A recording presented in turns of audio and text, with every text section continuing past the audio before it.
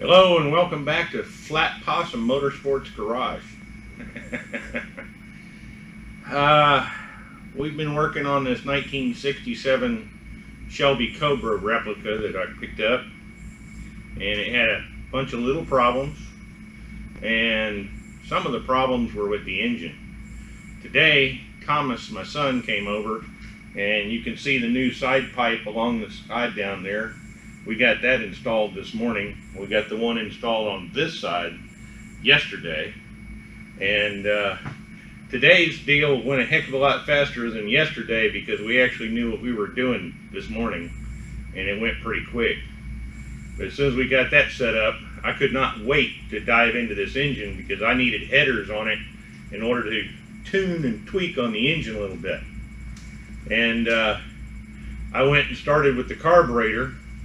The little power valve setting was way off. It was dumping fuel down into the intake manifold. We fixed that. The idle screw adjustments on both sides of the metering block were way off and unbalanced. I got that taken care of. It ran a lot better. And then I whipped out my old timing light.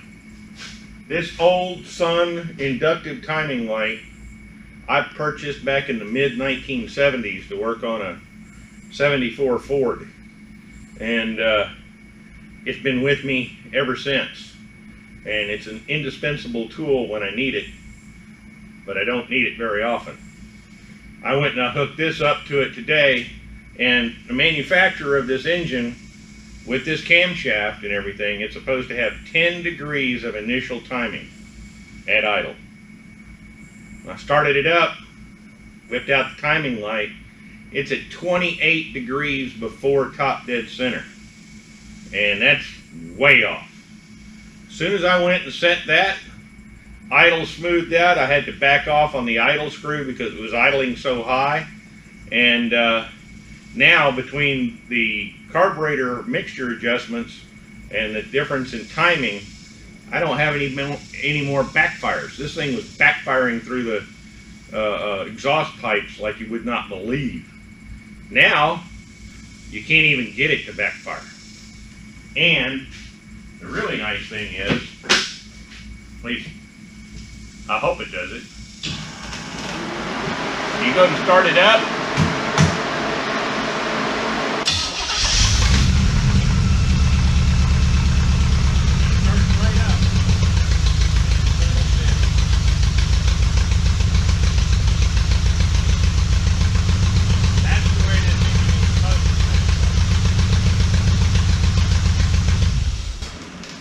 before I did all this, it was lope-de-lope-de-lope-de-lope, and it's not doing that now. I still think the carburetor could probably stand being rebuilt, but it's not running rich anymore. It's not blowing fire out of the tailpipes anymore. It's not popping and cracking anymore. So I think we got that pretty much solved. Now I just got to get wheels and tires so I can get this thing down on the ground and actually make it move under its own power. And then we get to attack the suspension, which is a whole other story in and of itself. Anyway, thanks for watching. That's the update on the 67 Cobra.